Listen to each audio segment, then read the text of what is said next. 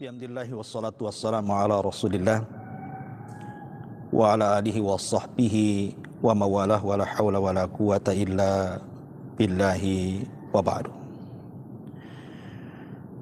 Ma'asyiral muslimin yang dimuliakan Allah subhanahu wa ta'ala, alhamdulillah di pagi hari ini kembali kita bisa berjumpa walaupun lewat media. Ada sedikit faedah yang ingin saya jelaskan tentang 7 dosa yang kalau seandainya kita lakukan, maka dosa-dosa ini boleh jadi menghabiskan seluruh pahala kita, walaupun kebaikan kita ini sebesar gunung. Tentu mendengar temanya pun kita sangat takut dan menakutkan. Bagaimana mungkin salat kita yang sudah kita lelah letih melakukannya, puasa kita, zakat kita, haji kita, sedekah kita, zikir kita, baca Quran kita, silaturahim kita, dan segudang ibadah lain yang sudah kita lakukan harus hangus, hilang dengan melakukan 7 dosa ini. Apa saja 7 dosa ini? Yang pertama, asyirku, kesyirikan. Di dalam Al-Quranul Karim Allah subhanahu wa ta'ala mengatakan dalam surah Al-An'am ayat 88, walau asyraku la habita anhum ma kanu ya'malun. Kalau seandainya mereka melakukan kesyirikan, maka akan hancur leburlah amalan mereka, akan habis amalan mereka. Dan Allah subhanahu wa ta'ala juga mengatakan dalam surah Az-Zumar ayat 65, la in asyrakta la yahbatanna amaluka wa la takunanna minal khasirin. Kalau engkau ya Muhammad melakukan kesyirikan, lihat bagaimana khitab di sini. Khitab ini diarahkan kepada Nabi SAW. Kalau engkau wahai Muhammad melakukan kesyirikan, la yahbatanna amaluka, amal yang sudah kau kumpulkan itu akan hilang, hangus. Cukup sampai di sini? Tidak. Wala takunanna minal khasirin, engkau akan termasuk orang-orang yang rugi. Kalau Nabi SAW saja bisa habis amalannya karena melakukan kesyirikan, dan tidak mungkin Nabi SAW melakukan kesyirikan, bagaimana mungkin kita sebagai umatnya? Kita tidak hendak bercerita di luar agama Islam seperti Nasrani, Yahudi, Hindu, Buddha atau yang lainnya. Lakum dinukum waliyadin. Agama kalian, agama kalian. Kita tidak mungkin mengusik agama kalian, sebagaimana kalian juga tidak perlu mengusik agama kami. Masing-masing punya keyakinan. Tapi yang ingin saya katakan adalah lingkup yang dilakukan oleh orang-orang yang KTP-nya Muslim, dohirnya salat, puasa, zakat, haji, tapi sadar ataupun tidak, ternyata ibadah yang sudah kita lakukan tanpa sadar habis dan hangus karena kesyirikan yang kita lakukan. Betapa banyak di antara kita yang masih datang ke dukun, yakin dengan dukun, percaya dengan dukun, masih menyimpan tangkal-tangkal, yakin dengan jimat, percaya dengan jimat, masih datang ke tempat-tempat keramat, kuburan-kuburan orang-orang saleh, meminta-minta di situ, bernazar di situ, menyembelih di situ, i'tikaf di situ. Dan ini kesyirikan. Ya. Ma'asyiral muslimin yang dimuliakan Allah Azza wa Jalla. Maka ini dosa pertama, dan ini yang paling bahaya. Kalau kita sampai melakukan kesyirikan, habis amalan kita. Kemudian yang kedua, murtad dari Islam. Orang yang murtad dari Islam akan menghabiskan semua amalan yang pernah dia lakukan saat dia menjadi seorang muslim. Walaupun saat dia menjadi muslim itu termasuk a'badun nas, manusia yang paling beribadah kepada Allah, tidak pernah meninggalkan salat, puasa, zakat, haji, baca Quran, silaturahim, apalah sebutkan ibadahnya, anggaplah dia orang yang paling kaya dengan pahala dalam Islam. Tapi satu langkah saja bergeser Anda dari Islam, masuk ke agama yang lain, maka percuma amalannya. Anda dinyatakan sebagaimana dalam firman Allah Subhanahu wa taala surah Ali Imran ayat 85 ataupun surah An-Nur ayat 39, Allah mengatakan walladzina kafaru a'maluhum kasarabim biqi'atin yahsabuhu dhama'u ma hatta idza ja'ahu lam yajidhu syai'a. Dan orang-orang kafir, amalan-amalan mereka adalah laksana fata morgana di tanah yang datar. Disangka oleh orang-orang yang dahaga haus itu sebagai air, tetapi bila datangi air itu dia tidak mendapatkan satu apapun yang ia cari.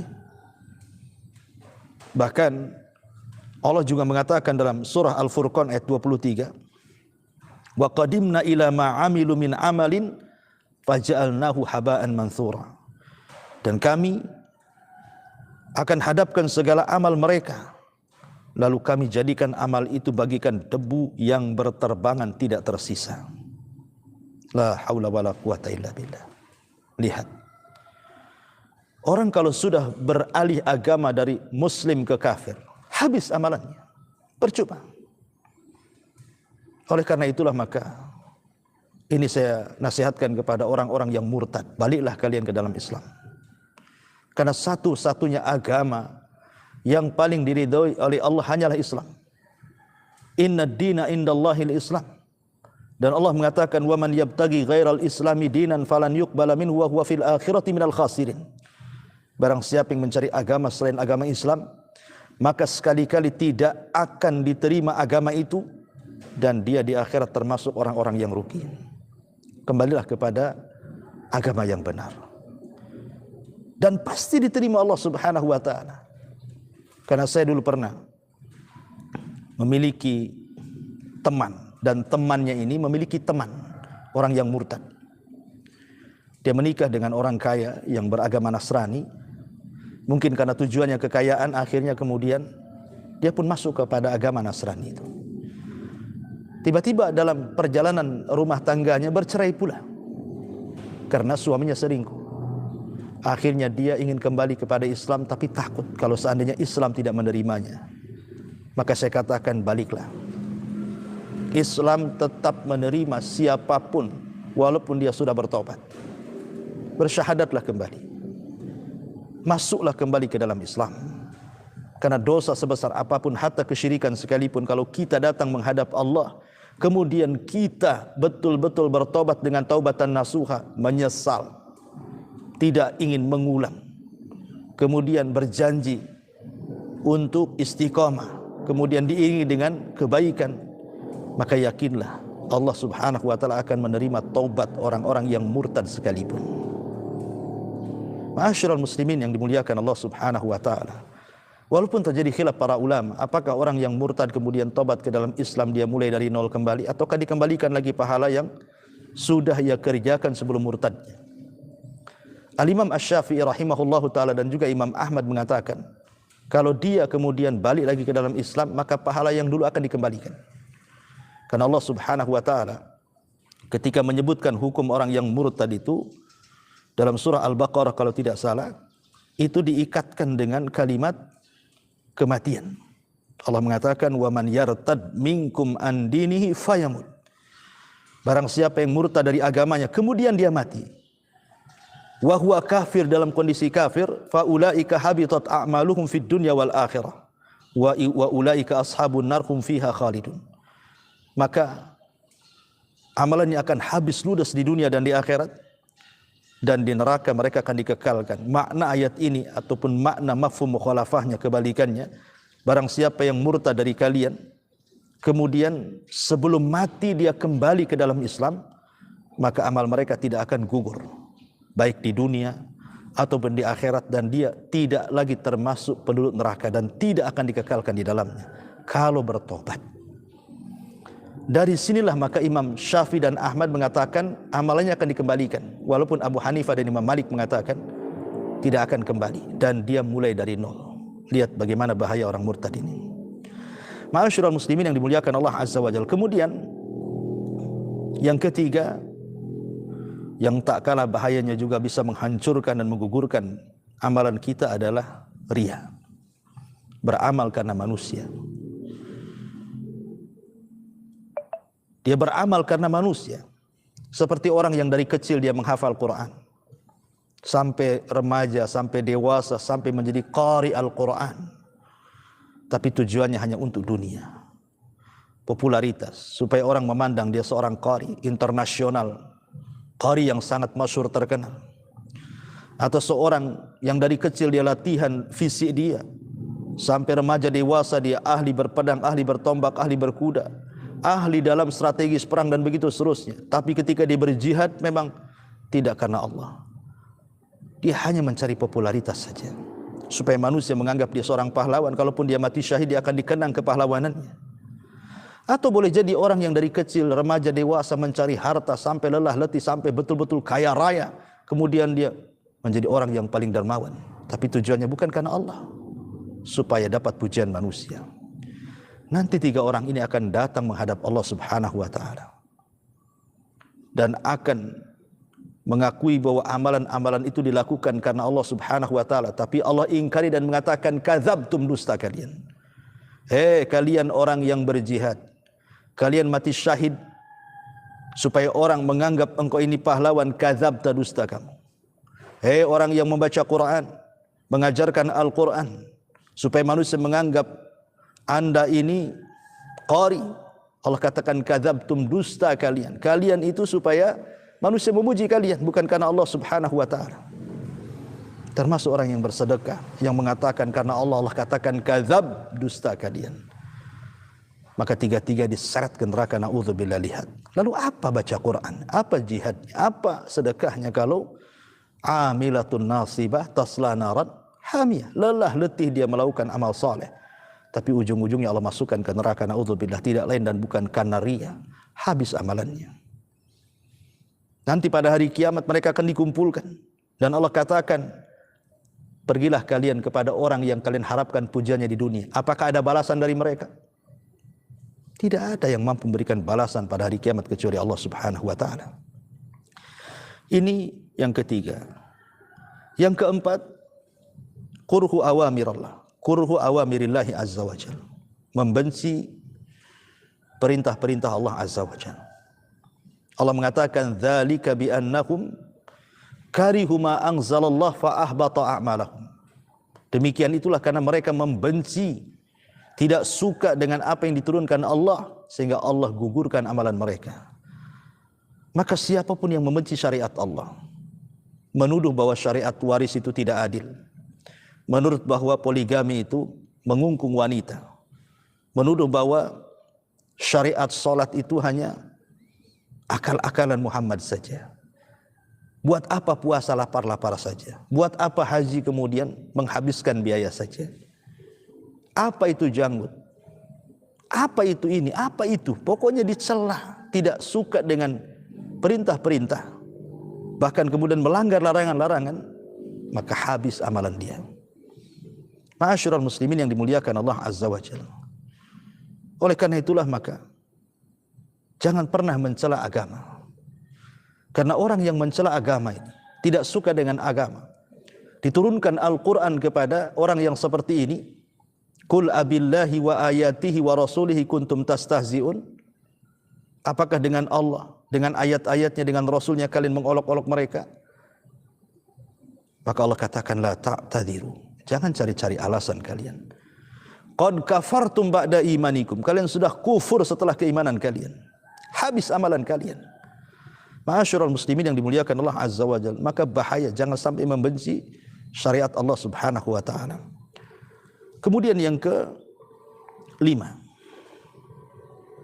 at-ta'ali 'ala Allah. At-ta'ali 'ala Allah itu artinya seseorang memponis manusia dengan mengatakan si fulan tidak akan masuk neraka, si fulan tidak akan masuk surga, si fulan akan menjadi penghuni neraka, si fulan tidak akan diampuni dosa-dosanya, dan begitu seterusnya. At-ta'ali 'ala Allah. Atau mengatakan si fulan kafir, padahal dia bukan kafir. Karena mengatakan si fulan kafir sama dengan mengatakan si fulan ahli nar. Itu disebut at-ta'ali 'ala Allah. Fala tuzakku anfusakum. Jangan merasa bersih diri kalian dengan menuduh orang seperti itu. Karena dalam sebuah hadis dari Jundub ibn Abdillah al-Bajali yang dikeluarkan Imam Muslim, Anna rajulan qala, ada seorang laki-laki berkata, kata Rasul, wallahi la yaghfirullahu li fulan, demi Allah, Allah tidak akan mengampuni dosa si fulan. Allah murka dari langit dan mengatakan, man dzalladzi yata'alla alayya alla aghfira li fulan, siapa yang berani-berani mengatakan bahwa saya tidak akan mengampuni si fulan? Seolah-olah dia itu memerintah-merintahkan Allah dengan mengatakan si fulan tidak akan diampuni. Padahal Allah mengatakan, siapa yang berani mengatakan bahwa aku tidak akan mengampuni si fulan? Maka Allah katakan, fa inni qad ghafartu li fulan wa ahbattu amalaka. Allah katakan, aku sudah mengampuni dosa-dosa si fulan dan aku gugurkan amalan. Maka jangan pernah memvonis. Apabila orang itu masih hidup, jangan memvonis seperti itu, tapi doakan mudah-mudahan dia mendapatkan hidayah. Mudah-mudahan dia mengamalkan amalan ahlul jannah. Mudah-mudahan dia mati husnul khatimah. Jangan memvonis. Ma'asyiral muslimin yang dimuliakan Allah Azza wa Jalla. Maka memvonis orang baik-baik tidak akan diampuni, hatta orang jahat sekalipun, hatta ahli maksiat sekalipun. Kalau di dunia saja kita tidak boleh melaknat mereka, tapi disunahkan untuk mendoakan mereka. Seperti di zaman Rasul ada orang yang hobi mabuk, ketangkap dicambuk. Tapi orang ini suka membuat Nabi tertawa, suka dengan Nabi. Ketika satu hari dia kemudian tertangkap dan dicambuk, orang-orang melaknatnya. Rasul mengatakan, la tal'anuhu fa innahu yuhibbullah wa rasul. Jangan kalian laknat dia. Dia itu cinta dengan Allah dan Rasulnya. Tapi katakan kepada orang-orang ahli maksiat, semoga Allah memberikan hidayah kepada kalian. Semoga Allah memberikan kesadaran kepada kalian. Karena taufik itu milik Allah subhanahu wa ta'ala. Ma'asyiral muslimin yang dimuliakan Allah Azza wa Jalla. Kemudian yang selanjutnya adalah az-dzunub al-khalawat, dzunubul khalawat. Yang nomor 6, dzunubul khalawat, dosa yang dilakukan tidak terang-terangan. Dalam surah An-Nisa ayat 108 Allah mengatakan, yastakhfuna minan nas wa la yastakhfuna minallah wa huwa ma'akum idh yubayyituna ma la yarda minal qawli wa kana Allahu bima ya'maluna muhita. Mereka dapat bersembunyi dari manusia, tetapi mereka tidak dapat bersembunyi dari Allah. Karena Allah beserta mereka ketika pada satu malam mereka menetapkan keputusan rahasia yang tidak diridhoi Allah, dan Allah meliputi terhadap apa yang mereka kerjakan. Lihat bagaimana Allah katakan, mereka dapat bersembunyi dari manusia, tapi mereka tidak bisa bersembunyi dari Allah. Kita lihat hari ini, banyak orang-orang yang melakukan dzunubul khalawat, dosa yang dilakukan tidak terang-terangan. Seperti yang dilakukan anak-anak muda, maaf umpamanya melakukan onani, naudzubillah, masturbasi, dan begitu seterusnya. Atau menggibah di sosial media, orang tidak tahu, hanya Anda dengan komputer saja. Atau mungkin korupsi di kantor, bos tidak tahu, perusahaan tidak tahu. Atau bermain di belakang, orang tidak tahu. Atau mencuri, orang tidak tahu. Berzinah orang tidak tahu, selingkuh orang tidak tahu. Semua perbuatan dosa yang Allah tidak manusia tidak tahu, ingat Allah itu tahu. Semua Allah tahu. Yakin, walaupun Anda bersembunyi di lubang sekalipun, yang Anda kira manusia tidak tahu, Allah tahu. Allah itu zat yang maha alim, maha mengetahui, basir, maha melihat, sami, maha mendengar. Anda tidak mungkin lari dari Allah subhanahu wa ta'ala.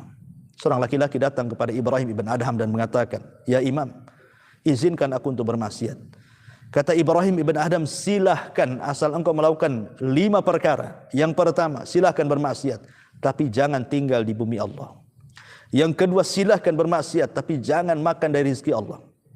Yang ketiga, silahkan bermaksiat, tapi cari tempat yang Allah tidak tahu. Yang keempat, silahkan bermaksiat, kalau datang malaikat maut, katakan kepada malaikat maut, tunggu dulu, jangan kau cabut nyawaku, aku ingin bertobat. Yang terakhir, silahkan maksiat kalau Anda diseret ke neraka oleh Zabaniyah. Katakan kepada malaikat Zabaniyah, jangan kau seret aku ke neraka, masukkan aku ke surga. Kalau Anda bisa melakukan 5 perkara, monggo silahkan maksiat. Tapi kalau tidak bisa, jangan pernah bermaksiat kepada Allah Azza wa Jalla, baik terang-terangan ataupun sembunyi-sembunyi. Dan dosa khalawat bisa menggugurkan amal. Nabi SAW dalam hadis Thauban radhiyallahu an pernah mengatakan, aku akan beritahu kepada kalian satu kaum dari umatku, ya'tuna yaumal qiyamah bihasanatin amsal jibal tihama. Nanti akan datang satu kelompok di hadapan Allah, manusia-manusia pembawa pahala sebesar gunung-gunung Tihamah yang sangat besar. Tetapi fayaj'aluhallahu haba'an mansura. Tapi tidak ada apa-apanya pahala itu. Allah buat debu yang bertebangan, tidak tersisa lagi. Kemudian Thauban mengatakan, ya Rasul, sifatkan mereka. Maka Rasul mengatakan, mereka sama dengan kalian, sama dengan kulit kalian. Tetapi kata Nabi SAW, mereka adalah sebuah kaum yang apabila khalau bimaharimillahin tahakuha, kalau mereka sembunyi-sembunyi, mereka melakukan kemaksiatan dan keharaman bimaharimillah, melakukan hal-hal yang diharamkan, baik dosa besar ataupun dosa kecil, dan mereka robek di hadapan Allah, sementara manusia tidak tahu. Anda sedang melakukan dosa yang bersendirian Anda dengan Allah Subhanahu wa taala. Maka kata para ulama, supaya dosa kita tidak gugur gara-gara melakukan hal ini, maka kalau satu hari ini kita melakukan dosa yang tidak ada yang tahu kecuali kita dengan Allah, lakukan hal yang sama dengan kebaikan. Lakukan kebaikan yang tidak ada yang tahu kecuali kita kepada Allah. Seperti apa? Qiyamul lail, istighfar, sedekah, doa, baca Quran, dan begitu seterusnya. Lakukan, dan orang tidak tahu, supaya mengimbangi maksiat yang kita lakukan dan orang tidak tahu, supaya jangan habis amalan kita di hadapan Allah Subhanahu wa taala. Ma'asyiral muslimin yang dimuliakan Allah Azza wa Jalla, dan yang terakhir tentunya yang tidak kalah juga bisa menghapuskan dosa adalah dosa kezaliman. Nabi SAW pernah bicara soal orang yang bangkrut pada hari kiamat. Kata Rasul apa? Atadruna mal muflisu hadhil ummah. Tahukah kalian siapa orang yang bangkrut di antara umat ini? Sahabat mengatakan orang yang tidak punya uang dinar, dirham. Kata Rasul, bukan itu. Tapi orang yang datang nanti pada kiamat dengan segudang pahala solat, pahala puasa, pahala haji, dan pahala-pahala ibadah yang lainnya. Tapi dia juga membawa segudang dosa, pernah mencaci maki, pernah memukul, pernah menghina, pernah mengambil darah si fulan, dan begitu seterusnya. Nanti pada hari kiamat orang yang zalim dan yang dizalimi akan dihadapkan oleh Allah. Kemudian orang yang dizalimi mengatakan, dulu kau pernah mencaci maki aku, kemarikan pahalamu. Akhirnya pahala dia dikuras oleh orang yang dizalimi. Ketika sudah habis, orang yang dizalimi masih banyak. Ketika ditanya mana pahalamu, dia mengatakan sudah habis, nggak apa-apa. Nih dosaku ambil, dosaku ambil. Akhirnya kemudian pahalanya hilang, dosa orang pula dia tanggung. Itulah bangkrut namanya. Dalam dunia usaha, modal habis, hutang orang pula belum terbayar. Itulah bangkrut. Maka jangan pernah melakukan kezaliman, karena ini bisa mengkikis semua pahala kita. Ma'asyiral muslimin yang dimuliakan Allah Subhanahu wa taala, saya tambah termasuk juga meninggalkan salat. Satu salat wajib atau tinggalkan, maka habis amalan kita. Kata Nabi sallallahu alaihi wasallam, man taraka salatal asri habita amaluhu.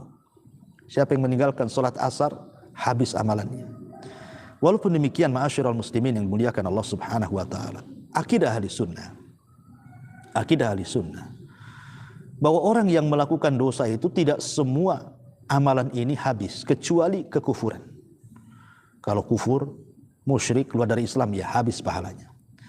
Tapi kalau dia melakukan dosa-dosa seperti zalim, ria, atau apa yang lainnya, selama dia tidak keluar dari Islam, tetap dia muslim. Artinya masih adalah kesempatan dia masuk ke dalam sorga. Artinya kalau masih ada kesempatan masuk sorga, berarti masih ada pahala yang tersisa. Tidak semua amalannya hapus. Tapi walaupun demikian, apakah kemudian kita mengharap kita masuk sorga tapi tetap mengamalkan dosa-dosa yang banyak menghapuskan amal kebaikan? Sudikah Anda berada di neraka bertahun-tahun, berpuluh-puluh tahun, entah berapa lamanya Anda tinggal di situ, walaupun ujung-ujungnya masuk sorga umpamanya? Dengan api dunia saja kita letakkan nih jari, siapa yang sanggup untuk bertahan dengan api yang ada depan kita itu? Jari kita tidak akan sanggup 5 menit diletakkan di api itu. Apalagi seluruh badan kita dimasukkan ke neraka. Sanggup Anda melakukan seperti itu? Ma'asyiral muslimin yang dimuliakan Allah Subhanahu wa taala, dari sinilah maka hindarilah dosa-dosa yang bisa menghapuskan banyak amal, atau dosa yang bukan hanya banyak amal hilang, tapi semua amalannya tidak akan dianggap seperti dosa, kesyirikan, kekufuran, murtad, dan begitu seterusnya. Wallahu a'lam bishawab. Subhanaka wa bihamdika asyhadu an la ilaha illa anta astaghfiruka wa atubu ilaik. Allahu ta'ala alam. Assalamualaikum warahmatullahi